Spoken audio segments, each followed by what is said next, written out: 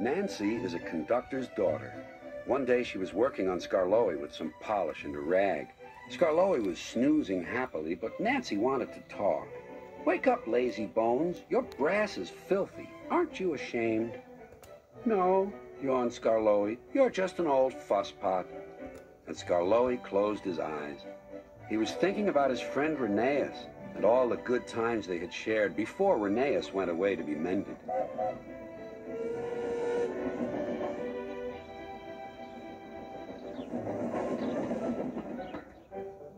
Nancy interrupted again.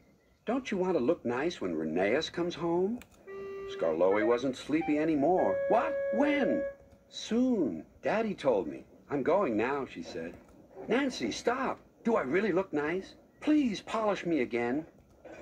"Now who's an old fusspot?" laughed Nancy and set to work once more. Duncan was jealous. "Aren't you going to polish me too?" "Sorry, not today. I'm going now. I'm helping the refreshment lady this afternoon. We must get the ice cream ready for the passengers." "Never mind, Duncan." But Duncan did mind. "It isn't fair," he complained. "Peter Sam gets a special funnel, Sir Handel gets special wheels, passengers get ice cream, but I'm not even polished."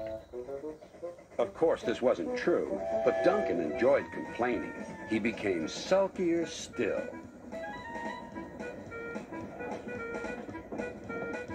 That afternoon, there was bad news from up the line. "One of Skarloey's coaches has come off the rails," called Duncan's driver.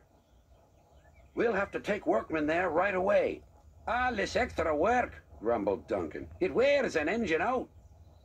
"Rubbish. Come on."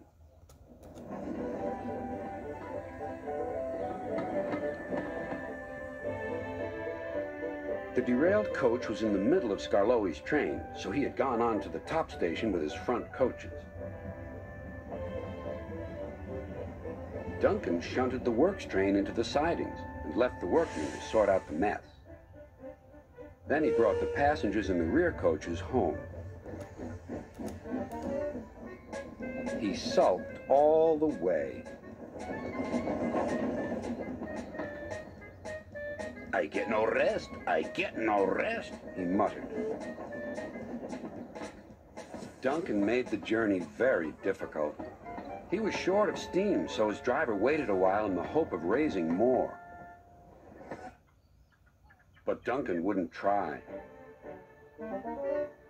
"We'll keep our passengers waiting," said his driver. Duncan was cross. "You always think about the passengers and never about me."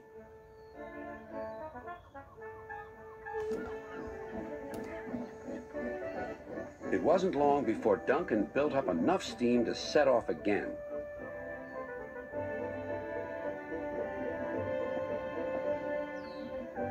But he was still very grumpy and cross.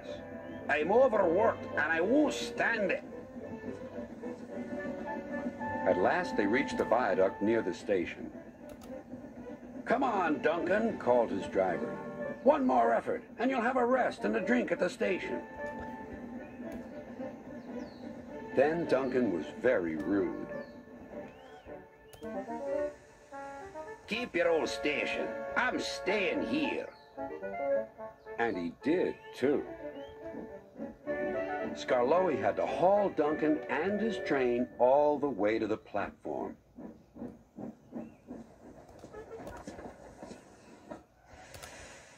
The passengers were furious. They told everyone what a bad railway it was.